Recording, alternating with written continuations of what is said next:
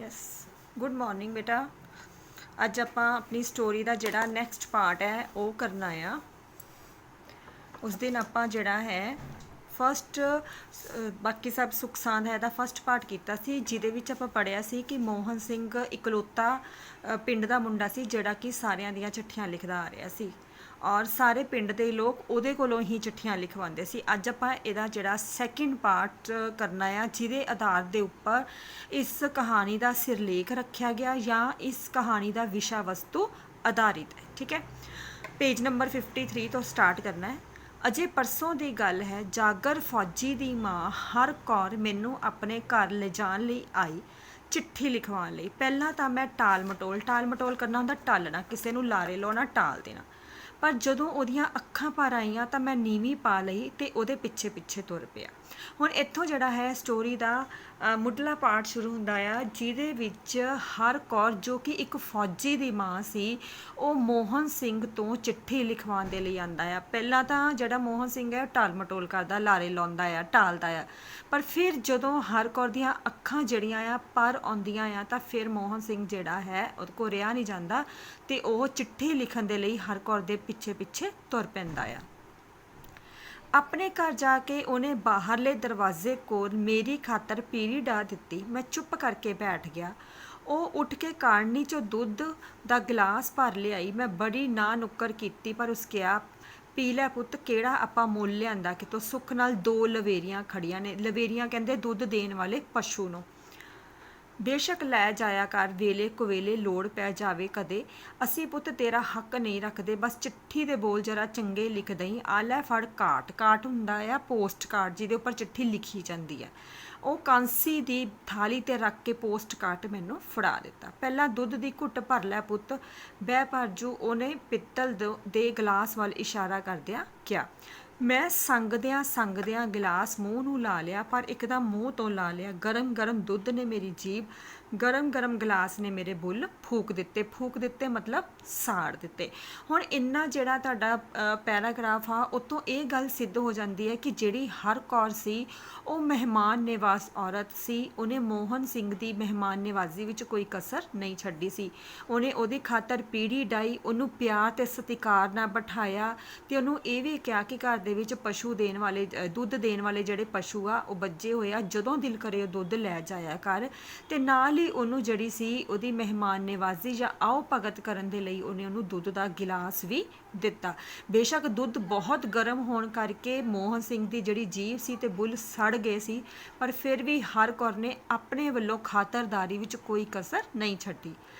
ਮੈਨੂੰ ਬੁੜੀ ਤੇ ਬਹੁਤ ਗੁੱਸਾ ਆਇਆ। ਮੇਰੀ ਜੀਭ ਅਜੇ ਵੀ ਜਲੂ ਕਰ ਰਹੀ ਸੀ। ਜਲੂ ਕਰਦੀ ਮਤਲਬ ਸੜ ਰਹੀ ਸੀ। ਮੇਰੇ ਗੁੱਸੇ ਨੂੰ ਭਾਪ ਕੇ ਹੁੰਦਾ ਸਮਝ ਕੇ ਕਿ ਬੁੱਢੀ ਨੂੰ ਜਿਹੜਾ ਸੀ ਨਾ ਮੋਹਨ ਸਿੰਘ ਦਾ ਚਿਹਰਾ ਦੇਖ ਕੇ, ਮੂੰਹ ਦੇਖ ਕੇ ਇੰਨੀ ਸਮਝ ਆ ਗਈ ਸੀ ਕਿ ਮੋਹਨ ਸਿੰਘ ਨੂੰ ਗੁੱਸਾ ਚੜ ਗਿਆ ਆ। ਉਹਨੇ ਦੁੱਧ ਫੈਂਟ ਪਾਣੀ ਵਰਗਾ ਕਰ ਦਿੱਤਾ, ਬਿਲਕੁਲ ਠੰਡਾ ਕਰ ਦਿੱਤਾ, ਜਿਹੜਾ ਮੈਂ ਇੱਕੋ ਸਾਹੇ ਪੀ ਗਿਆ। अंदर थमलियों ओलियों किसी दी हाय हाय दी आवाज़ आई। पुछन ते पता लगा कि वह करतारो सी। हुण करतारो कौन हुई? करतारो सी हर कौर दी नूह ते जागर फौजी दी वोटी। हुण जिहड़ा सी जिथे मोहन सिंह नूं बिठाया गया सी ना, उत्थे अंदरों ही कमरे दे अंदरों जिहड़ी है वो किसी दी हाय हाय दी आवाज़ आ रही सी। असल विच वो आवाज़ किहदी सी? वो आवाज़ सी करतारो भाव हर कौर दी नूह दी, ਜਿਹੜੀ ਕਿ ਦਰਦ ਦੇ ਨਾਲ ਕਰਾ ਰਹੀ ਸੀ, ਹਾਏ ਹਾਏ ਕਰ ਰਹੀ ਸੀ। ਹਰ ਕੌਰ ਦੀ ਨੂੰ ਇਸ ਦੇ ਪਰਸੋਂ ਪੁੱਤ ਜੰਮਿਆ ਸੀ।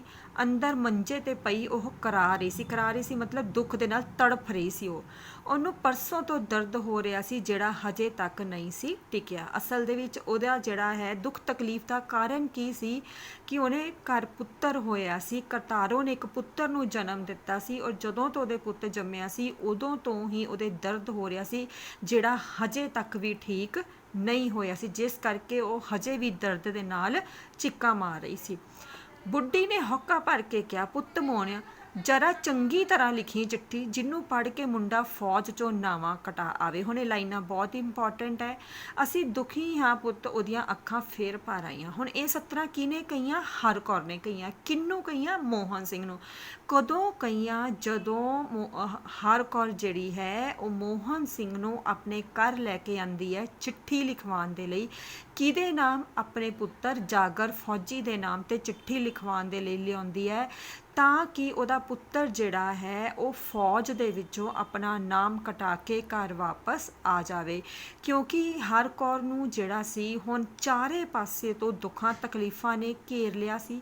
ਆਸ ਦੀ ਕੋਈ ਕਿਰਨ ਨਜ਼ਰ ਨਹੀਂ ਸੀ ਆ ਰਹੀ।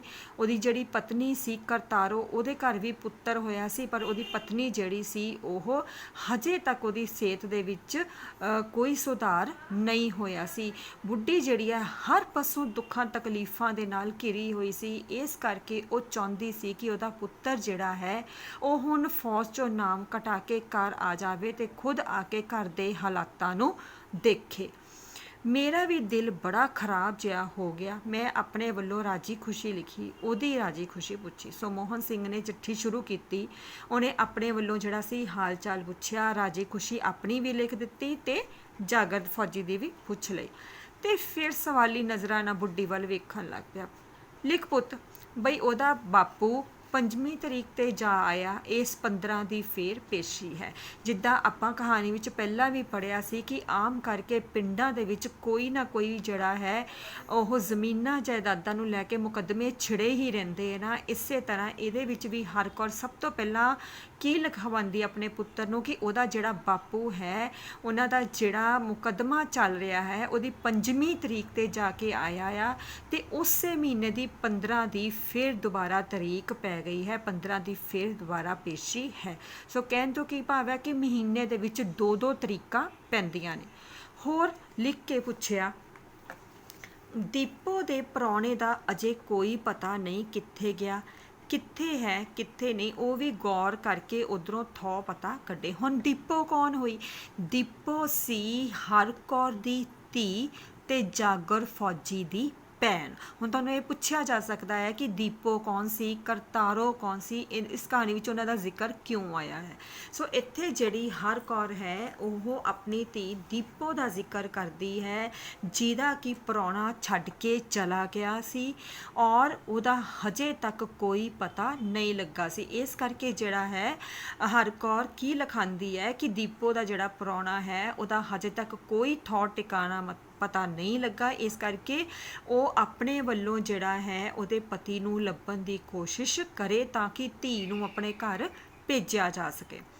ਬੂਰੀ ਮੈਸ ਐਤਕਾ ਧੋ ਗਈ। ਬੇਟੇ ਜਿਹੜੀ ਬੂਰੀ ਮੈਸ, ਮੈਸ ਕਹਿੰਦੇ ਆ ਮੱਝ ਨੂੰ, ਬੂਰੀ ਹੁੰਦੀ ਆ ਸਭ ਤੋਂ ਵਧੀਆ ਦੁੱਧ ਦੇਣ ਵਾਲੀ ਮੱਝ, ਜਿਹੜੀ ਕਿ ਸਭ ਤੋਂ ਜ਼ਿਆਦਾ ਤੇ ਵਧੀਆ ਜਿਹੜਾ ਹੈ ਦੁੱਧ ਦਿੰਦੀ ਆ, ਬੂਰੀ ਉਹਨੂੰ ਮੱਝ ਕਹਿੰਦੇ ਆ।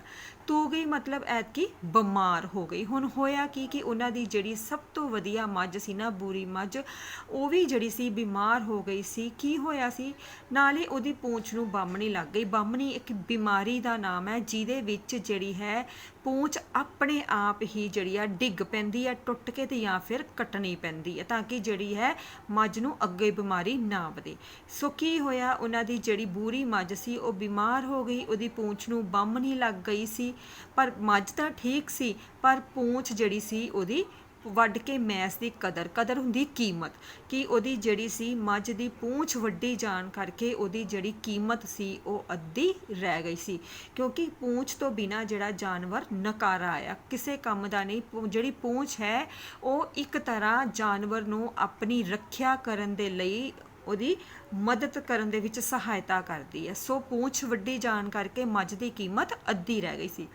ਮੈਨੂੰ ਪਤਾ ਨਾ ਲੱਗਾ ਇਹ ਗੱਲ ਉਹਨੇ ਮੇਰੇ ਨਾਲ ਕੀਤੀ ਸੀ ਜਾਂ ਲਿਖਣ ਲਈ ਕਹੀ ਸੀ, ਪਰ ਮੈਂ ਲਿਖ ਹੀ ਦਿੱਤੀ। ਨਾਰੇ ਬੌਲਦ ਦਾ ਕੰਨਾ ਮਤਾੜਿਆ ਗਿਆ। ਨਾਰਾ ਬੌਲਦ, ਹੁਣ ਬੌਲਦ ਜਿਹੜਾ ਹੈ ਤੁਹਾਨੂੰ ਪਤਾ ਆ ਖੇਤੀਬਾੜੀ ਦੇ ਵਿੱਚ, ਵਾਹੀ ਖੇਤੀ ਦੇ ਕੰਮ ਦੇ ਵਿੱਚ ਸਹਾਇਤਾ ਕਰਦਾ ਆ। ਉਹਨਾਂ ਦਾ ਜਿਹੜਾ ਨਾਰਾ ਬੌਲਦ ਸੀ, ਵਧੀਆ ਬੌਲਦ ਸੀ, ਜਿਹੜਾ ਕਿ ਉਹਨਾਂ ਦੀ ਖੇਤੀਬਾੜੀ ਦੇ ਵਿੱਚ ਸਿੰਚਾਈ ਦਾ ਕੰਮ ਕਰਦਾ ਸੀ। ਉਹ ਕੀ ਹੋਇਆ ਸੀ? ਉਹਦਾ ਕੰਨਾ, ਕੰਨਾ ਮਤਲਬ ਮੋਢਾ, ਮਤਾੜਿਆ ਗਿਆ ਮਤਲਬ ਝੁਕ ਗਿਆ। ਹੁਣ ਜ਼ਿਆਦਾ ਭਾਰ ਚੱਕਣ ਕਰਕੇ ਉਹਨਾਂ ਦਾ ਜਿਹੜਾ ਬੌਲ ਸੀ ਉਹਦਾ ਵੀ ਮੋਢਾ ਜਿਹੜਾ ਸੀ ਉਹ ਹੇਠਾਂ ਨੂੰ ਝੁਕ ਗਿਆ, ਮਤਾੜਿਆ ਗਿਆ, ਜਿਸ ਕਰਕੇ ਉਹ ਕੰਮ ਕਰਨ ਦੇ ਲਾਇਕ ਨਹੀਂ ਰਿਹਾ ਸੀ। ਹੁਣ ਜਿੱਦਾਂ ਅੱਜ ਕੱਲ੍ਹ ਤਾਂ ਖੇਤੀਬਾੜੀ ਸਾਰੀ ਮਸ਼ੀਨਾਂ ਨਾਲ ਹੁੰਦੀ ਹੈ, ਪਰ ਪੁਰਾਣੇ ਸਮੇਂ ਦੇ ਵਿੱਚ ਸਾਰੀ ਖੇਤੀਬਾੜੀ ਪਸ਼ੂਆਂ ਦੀ ਸਹਾਇਤਾ ਦੇ ਨਾਲ ਕੀਤੀ ਜਾਂਦੀ ਸੀ। ਜੇ ਪਤਾ ਹੁੰਦਾ ਬਾਰੂ ਨੂੰ ਨਾ ਵੇਚਦੇ। ਹੁਣ ਬਾਰੂ ਦਾ ਜ਼ਿਕਰ ਇੱਥੇ ਆਇਆ ਆ, ਬਾਰੂ ਸੀ ਉਹਨਾਂ ਦਾ ਛੋਟਾ ਜਿਹਾ ਵੱਛਾ, ਪਰ ਵੇਚਦੇ ਵੀ ਕਿੱਦਾਂ ਨਾ, ਹਾਲਾ ਜੋ ਦੇਣਾ ਸੀ। ਹਾਲਾ ਹੁੰਦਾ ਆ ਜਦੋਂ ਤੁਸੀਂ ਕਿਸੇ ਹੋਰ ਦੀ ਜ਼ਮੀਨ ਦੇ ਉੱਪਰ ਖੇਤੀਬਾੜੀ ਕਰਦੇ ਆ, ਜ਼ਮੀਨ ਤੁਹਾਡੀ ਆਪਣੀ ਨਹੀਂ ਹੁੰਦੀ, ਤੁਸੀਂ ਕਿਸੇ ਜ਼ਿਮੀਂਦਾਰ ਤੋਂ ਜਿਹੜੀ ਜ਼ਮੀਨ ਹੈ ਉਧਾਰੀ ਲੈ ਕੇ ਉੱਤੇ ਖੇਤੀਬਾੜੀ ਦਾ ਕੰਮ ਕਰਦੇ ਆ, ਤਾਂ ਉਸ ਤੋਂ ਬਾਅਦ ਉਸ ਜਿਹੜੀ ਜ਼ਮੀਨ ਹੈ ਉੱਤੇ ਬਣਦੀ ਜਿਹੜੀ ਹੈ ਜੋ ਵੀ ਕਿਰਾਏ ਦੀ ਕੀਮਤ ਤੁਹਾਨੂੰ ਅਦਾ ਕਰਨੀ ਪੈਂਦੀ ਹੈ, ਤੁਹਾਨੂੰ ਹਾਲਾ ਦੇਣਾ ਪੈਂਦਾ ਹੈ ਉਸ ਜ਼ਮੀਨ ਦਾ। ਇੱਕ ਤਰ੍ਹਾਂ ਦਾ ਕਹਿਣ ਤੋਂ ਕੀ ਭਾਵ ਹੈ, ਉਹਦਾ ਕਿਰਾਇਆ ਹੁੰਦਾ ਜ਼ਮੀਨ ਦਾ ਜਿਹੜਾ ਕਿ ਤੁਹਾਨੂੰ ਦੇਣਾ ਪੈਂਦਾ ਆ। ਸੋ ਕੀ ਹੋਇਆ, ਉਹਨਾਂ ਨੂੰ ਬਾਰੂ ਜਿਹੜਾ ਸੀ, ਉਹਨਾਂ ਦਾ ਜਿਹੜਾ ਛੋਟਾ ਜਿਹਾ ਵੱਛਾ ਸੀ ਉਹ ਵੇਚਣਾ ਪਿਆ, ਕਿਉਂਕਿ ਉਹਨਾਂ ਨੇ ਜ਼ਮੀਨ ਜਿਹੜੀ ਸੀ ਉਹਦਾ ਹਾਲਾ ਦੇਣਾ ਸੀ। ਖੇਤੀਆਂ ਤਾਂ ਜੈ ਖਾਨੀਆਂ, ਐਤਕੀ ਪਾਣੀ ਨੇ ਮਾਰ ਲਿਆ। ਉਹਨਾਂ ਦੀ ਸਾਰੀ ਜਿਹੜੀ ਖੇਤੀਬਾੜੀ ਸੀ ਉਹ ਬਰਬਾਦ ਹੋ ਗਈ ਸੀ, ਸਾਰੀ ਪਾਣੀ ਦੇ ਵਿੱਚ ਡੁੱਬ ਗਈ ਸੀ। ਹੋਇਆ ਕਿ ਕਾਲਜੇ 'ਚ ਰੁੱਗ ਭਰਦਾ ਗੋਡੇ ਗੋਡੇ ਪਾਣੀ ਦੇਖ ਕੇ ਖੇਤਾਂ 'ਚ ਉਹ ਲਗਾਤਾਰ ਬੋਲੀ ਗਈ ਕਿ ਉਸ ਸਾਲ ਜਿਹੜਾ ਸੀ ਬਹੁਤ ਮੀਂਹ ਪਏ, ਲਗਾਤਾਰ ਮੀਂਹ ਪੈਣ ਕਰਕੇ ਸਾਰਾ ਜਿਹੜਾ ਖੇਤ ਸੀ ਉਹ ਪਾਣੀ ਦੇ ਵਿੱਚ ਡੁੱਬ ਗਿਆ ਸੀ, ਜਿਸ ਕਰਕੇ ਉਹਨਾਂ ਦੀ ਸਾਰੀ ਫਸਲ ਬਰਬਾਦ ਹੋ ਗਈ, ਕੋਈ ਕਮਾਈ ਨਹੀਂ ਹੋਈ, ਜਿਸ ਕਰਕੇ ਉਹਨਾਂ ਨੂੰ ਆਪਣੀ ਜ਼ਮੀਨ ਦਾ ਹਾਲਾ ਦੇਣਾ ਸੀ ਔਰ ਉਹਨਾਂ ਨੂੰ ਆਪਣਾ ਬਾਰੂ ਵੇਚਣਾ ਪਿਆ ਪੈਸੇ ਦੀ ਕਮੀ ਕਰਕੇ। ਇਹ ਬਾਰੂ ਕੌਣ ਹੋਇਆ, ਮੈਂ ਪੁੱਛਿਆ। ਆਪਣਾ ਵੱਛਾ ਸੀ ਪੁੱਤ, ਘਰ ਦਾ ਪਾਲਿਆ ਹੋਇਆ। ਮੈਂ ਚੰਦਰੇ ਨੂੰ ਸਾਰਾ ਦੁੱਧ ਛੱਡਦੀ ਰਹੀ। ਮੁੰਡਾ ਕਹਿੰਦਾ ਵੇਚਣਾ ਨਹੀਂ, ਬੜਾ ਸੋਹਣਾ ਵੈੜਕਾ ਨਿਕਲੂ, ਵੱਡਾ ਹੋ ਕੇ ਜਿਹੜਾ ਆ ਚੰਗੀ ਨਸਲ ਦਾ ਵੈੜਕਾ ਬਣੇਗਾ ਤੇ ਉਹਨਾਂ ਦਾ ਖੇਤੀਬਾੜੀ ਦੇ ਵਿੱਚ ਸਹਾਇਤਾ ਕਰੇਗਾ। ਉਹਦੀਆਂ ਮੇਲੇ ਤੋਂ ਲਿਆਂਦੀਆਂ ਘੁੰਗਰਾਲਾਂ ਤੇ ਨੱਥਾਂ ਹਜੇ ਬਹੂ ਦੇ ਸੰਦੂਕ 'ਚ ਜਿਉ ਦੀਆਂ ਤਿਉਂ ਪਈਆਂ। ਬਹੂ ਮਤਲਬ ਕਰਤਾਰੋ, ਹਰ ਕੌਰ ਦੀ ਨੂੰਹ ਜਿਹੜੀ ਸੀ, ਬਹੂ ਕਹਿੰਦੇ ਉਹਨੂੰ। ਜਿਹੜੀਆਂ ਉਹਨਾਂ ਨੇ ਬਾਰੂ ਦੇ ਪੈਰ ਦੇ ਵਿੱਚ ਪਾਉਣ ਦੇ ਲਈ ਘੁੰਗਰੂ ਤੇ ਨੱਕ ਦੇ ਵਿੱਚ ਪਾਉਣ ਦੇ ਲਈ ਜਿਹੜੀ ਨੱਥ ਲਿਆਂਦੀ ਸੀ ਨਾ, ਉਹ ਹਜੇ ਵੀ ਉਹਨਾਂ ਦੀ ਜਿਹੜੀ ਨੂੰਹ ਹਰ ਕੌਰ ਸੀ ਉਹਦੇ ਸੰਦੂਕ ਦੇ ਵਿੱਚ ਉਵੇਂ ਹੀ ਪਈ ਸੀ। ਸਾਨੂੰ ਪਾਉਣੀਆਂ ਨਸੀਬ ਨਾ ਹੋਈਆਂ, ਜਿੱਦਣ ਵਿਕ ਗਿਆ ਤੇਰੇ ਚਾਚੇ ਨੇ, ਚਾਚੇ ਮਤਲਬ ਹਰ ਕੌਰ ਦੇ ਪਤੀ ਨੇ ਜਾਂ ਜਾਗਰ ਫੌਜੀ ਦੇ ਪਿਓ ਨੇ।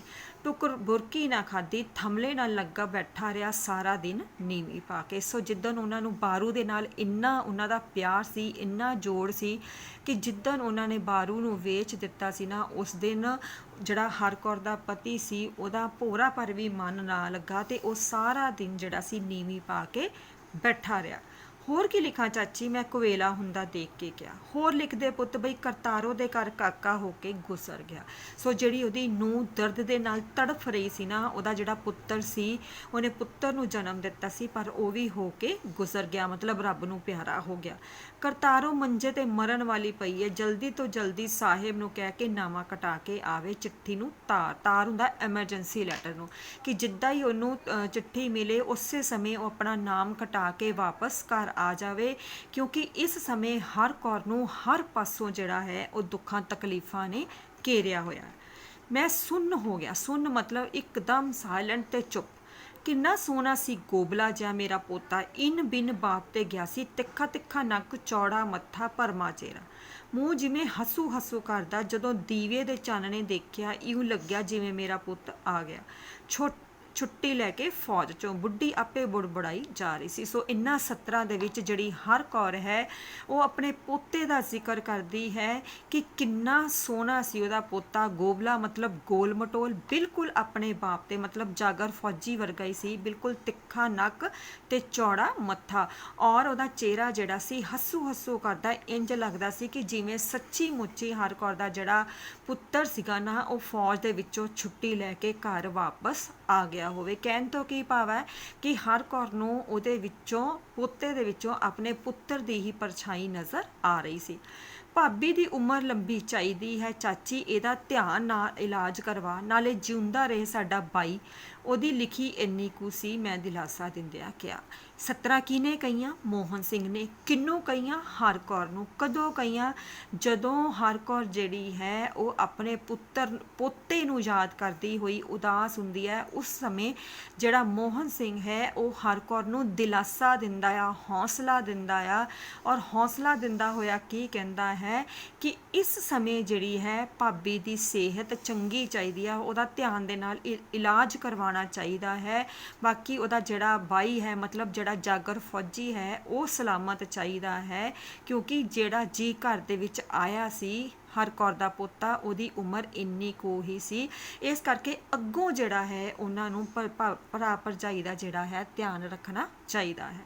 ਚਾਚੀ ਨੇ ਸਿਰ ਤੇ ਰੱਖੇ ਖੱਦਰ ਦੇ ਪਰਨੇ ਨਾਲ ਅੱਖਾਂ ਪੂੰਝੀਆਂ। ਲਿਖਤਾ ਪੁੱਤ ਸਭ ਕੁਝ? ਚਾਚੀ ਨੇ ਕਿਹਾ।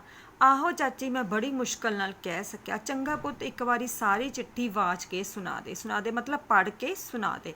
ਕੋਈ ਭੁੱਲੀ ਚੁੱਕੀ ਗੱਲ ਚੇਤੇ ਆਜੂ, ਨਾਲੇ ਉਹਦੀਆਂ ਅੱਖ 'ਚ ਤਰਲਾ ਸੀ। ਮੈਂ ਸਾਰੀ ਚਿੱਠੀ ਪੜ੍ਹ ਕੇ ਸੁਣਾ ਦਿੱਤੀ। ਬਸ ਚਾਚੀ, ਮੈਂ ਐਡਰੈਸ ਲਿਖਦਿਆਂ ਪੁੱਛਿਆ। ਬਸ ਪੁੱਤ ਲਿਖ ਦੇ, ਬਾਕੀ ਸਭ ਸੁੱਖ ਸਾਂਦ ਹੈ। ਬੁੜੀ ਦੀ ਗੱਲ ਸੁਣ ਕੇ ਮੇਰੇ ਹੱਥੋਂ ਕਲਮ ਡਿੱਗ ਪਈ। ਔਰ ਅਖੀਰ ਦੇ ਉੱਪਰ ਜਦੋਂ ਮੋਹਨ ਸਿੰਘ ਪੁੱਛਦਾ ਹੈ ਹਰ ਕੌਰ ਨੂੰ ਕਿ ਹੋਰ ਕੀ ਲਿਖਾਂ ਐਡਰੈਸ ਲਿਖਣ ਤੋਂ ਬਾਅਦ, ਤਾਂ ਅਖੀਰ ਤੇ ਜਿਹੜੀ ਹਰ ਕੌਰ ਹੈ ਉਹ ਕੀ ਲਿਖਵਾਉਂਦੀ ਹੈ ਕਿ ਬਸ ਲਿਖ ਦੇ ਪੁੱਤ ਕਿ ਬਾਕੀ ਸਭ ਸੁੱਖ ਸਾਂਦ, ਮਤਲਬ ਠੀਕ ਠਾਕ ਹੈ। ਜਿਹਨੂੰ ਸੁਣ ਕੇ ਜਿਹੜਾ ਮੋਹਨ ਸਿੰਘ ਹੈ ਉਹਦੇ ਹੱਥੋਂ ਕਲਮ ਡਿੱਗ ਪੈਂਦੀ ਹੈ। ਸੋ ਇੱਥੋਂ ਕੀ ਕਹਿਣ ਤੋਂ ਭਾਵ ਹੈ ਕਿ ਇੱਥੇ ਸਾਡੇ ਸਾਹਮਣੇ ਜਿਹੜੀ ਹੈ ਹਰ ਕੌਰ ਦੀ ਆਸ਼ਾਵਾਦੀ ਸੋਚ ਉੱਭਰ ਕੇ ਸਾਹਮਣੇ ਆਉਂਦੀ ਹੈ ਕਿ ਹਰ ਕੌਰ ਜਿਹੜੀ ਕਿ ਹਰ ਪਾਸੋਂ ਦੁੱਖਾਂ ਤਕਲੀਫਾਂ ਦੇ ਨਾਲ ਘਿਰੀ ਹੋਈ ਹੈ। ਉਹਨਾਂ ਦੀ ਜਿਹੜੀ ਖੇਤੀਬਾੜੀ ਆ ਬਰਬਾਦ ਹੋ ਗਈ, ਪਸ਼ੂ ਉਹਨਾਂ ਦੇ ਬਿਮਾਰ ਪਏ ਆ, ਪੋਤਾ ਉਹਦਾ ਹੋ ਕੇ ਮਰ ਗਿਆ, ਧੀ ਉਹਦੇ ਦੇ ਜਿਹੜਾ ਪ੍ਰਾਹੁਣਾ ਸੀ ਉਹਦਾ ਕੋਈ ਹਜੇ ਤੱਕ ਪਤਾ ਨਹੀਂ, ਨੂੰ ਉਹਦੀ ਦਰਦ ਦੇ ਨਾਲ ਤੜਫ ਰਹੀ ਸੀ, ਔਰ ਪੋਤਾ ਵੀ ਜਿਹੜਾ ਸੀ ਉਹ ਹੋ ਕੇ ਗੁਜ਼ਰ ਗਿਆ ਸੀ, ਔਰ ਮੁਕੱਦਮੇ ਦੀਆਂ ਲਗਾਤਾਰ ਤਰੀਕਾਂ ਪੈ ਰਹੀਆਂ ਸੀ। ਇਸ ਕਰਕੇ ਜਿਹੜਾ ਹੈ ਹਰ ਕੌਰ ਹਰ ਪਾਸੋਂ ਦੁੱਖਾਂ ਤਕਲੀਫਾਂ ਦੇ ਨਾਲ ਘਿਰੀ ਹੋਈ ਸੀ। ਪਰ ਫਿਰ ਵੀ ਜਦੋਂ ਉਹਨੂੰ ਮੋਹਨ ਸਿੰਘ ਦਿਲਾਸਾ ਦਿੰਦਾ ਹੈ ਤਾਂ ਉਹਦਾ ਟੁੱਟਦਾ ਹੋਇਆ ਜਿਹੜਾ ਹੌਸਲਾ ਆ ਫਿਰ ਵੱਜ ਜਾਂਦਾ ਹੈ, ਤੇ ਉਹ ਫਿਰ ਜਿਹੜੀ ਹੈ ਆਸ਼ਾਵਾਦੀ ਸੋਚ ਨੂੰ ਅਪਣਾਉਂਦੀ ਹੈ। ਕਹਿਣ ਤੋਂ ਕੀ ਭਾਵ ਹੈ ਕਿ ਉਹਨੂੰ ਇਸ ਗੱਲ ਦਾ ਜਿਹੜਾ ਸੀ ਅਹਿਸਾਸ ਹੋ ਗਿਆ ਸੀ ਕਿ ਹੌਲੀ ਹੌਲੀ ਜਿਹੜਾ ਹੈ ਉਹਨੂੰ ਸਾਰੇ ਦੁੱਖਾਂ ਕਸ਼ਟਾਂ ਤੋਂ ਛੁਟਕਾਰਾ ਮਿਲੇਗਾ ਔਰ ਸਾਰਾ ਕੁਝ ਠੀਕ ਠਾਕ ਹੋ ਜਾਵੇਗਾ। ਇੱਥੇ ਸਾਨੂੰ ਜਿਹੜੀ ਹੈ ਹਰ ਕੌਰ ਦੀ ਆਸ਼ਾਵਾਦੀ ਸੋਚ ਦਾ ਪਤਾ ਲੱਗਦਾ ਹੈ ਕਿ ਜਿਵੇਂ ਹਨੇਰੇ ਤੋਂ ਬਾਅਦ ਚਾਨਣਾ ਜ਼ਰੂਰ ਆਉਂਦਾ ਹੈ, ਉਸੇ ਤਰ੍ਹਾਂ ਦੁੱਖਾਂ ਤੋਂ ਬਾਅਦ ਸੁੱਖ ਭਰਿਆ ਸਵੇਰਾ ਜ਼ਰੂਰ ਆਉਂਦਾ ਹੈ। ਹਮੇਸ਼ਾ ਰੋਸ਼ਨੀ ਦੀ ਕਿਰਨ ਦੀ ਉਡੀਕ ਮਨੁੱਖ ਨੂੰ ਰੱਖਣੀ ਚਾਹੀਦੀ ਹੈ, ਕਿਉਂਕਿ ਹਨੇਰੇ ਤੋਂ ਬਾਅਦ ਚਾਨਣਾ ਜਿਹੜਾ ਹੈ ਉਹ ਹੋਣਾ ਹੀ ਹੈ। ਰਾਤ ਤੋਂ ਬਾਅਦ ਜਿਹੜਾ ਦਿਨ ਹੈ ਉਹ ਆਉਣਾ ਹੀ ਹੈ, ਤੇ ਦੁੱਖਾਂ ਤੋਂ ਬਾਅਦ ਸੁੱਖ ਭਰੀ ਸਵੇਰ ਜਿਹੜੀ ਹੈ ਉਹ ਆਣੀ ਹੈ। ਇਸ ਕਰਕੇ ਜਿਹੜੀ ਸੀ ਹਰ ਕੌਰ ਵੀ ਆਪਣੀ ਆਸ਼ਾਵਾਦੀ ਸੋਚ ਦਾ ਪ੍ਰਗਟਾਵਾ ਕਰਦੀ ਹੈ, ਔਰ ਉਹਨੂੰ ਉਮੀਦ ਸੀ ਕਿ ਉਹਦਾ ਜਦੋਂ ਪੁੱਤਰ ਫੌਜ ਦੇ ਵਿੱਚੋਂ ਨਾਮ ਕਟਾ ਕੇ ਘਰ ਵਾਪਸ ਆਏਗਾ ਤਾਂ ਸਾਰਾ ਕੁਝ ਸੁਖੀ ਸਾਂਦੀ ਹੋ ਜਾਵੇਗਾ, ਔਰ ਸਾਰਾ ਕੁਝ ਜਿਹੜਾ ਹੈ ਪਹਿਲਾਂ ਵਾਂਗ ਠੀਕ ਠਾਕ ਹੋ ਜਾਵੇਗਾ। ਸੋ ਅਖੀਰ ਤੇ ਜਿਹੜੀ ਹੈ ਸਾਡੇ ਸਾਹਮਣੇ ਹਰ ਕੌਰ ਦੀ ਆਸ਼ਾਵਾਦੀ ਸੋਚ ਉੱਭਰ ਕੇ ਸਾਹਮਣੇ ਆਉਂਦੀ ਹੈ, ਜਿਹਦੇ ਆਧਾਰ ਦੇ ਉੱਪਰ ਇਸ ਕਹਾਣੀ ਦਾ ਸਿਰਲੇਖ ਤੇ ਵਿਸ਼ਾ ਬਣਾਇਆ ਗਿਆ ਹੈ ਕਿ ਮਨੁੱਖ ਨੂੰ ਕਦੇ ਵੀ ਨਿਰਾਸ਼ਾਵਾਦੀ ਨਹੀਂ ਹੋਣਾ ਚਾਹੀਦਾ, ਹਮੇਸ਼ਾ ਆਸ਼ਾਵਾਦੀ ਰਹਿਣਾ ਚਾਹੀਦਾ ਹੈ, ਤੇ ਹਮੇਸ਼ਾ ਹੀ ਦੁੱਖਾਂ ਤੋਂ ਬਾਅਦ ਸੁੱਖ ਦੀ ਕਾਮਨਾ ਕਰਨੀ ਚਾਹੀਦੀ ਹੈ। Thank you.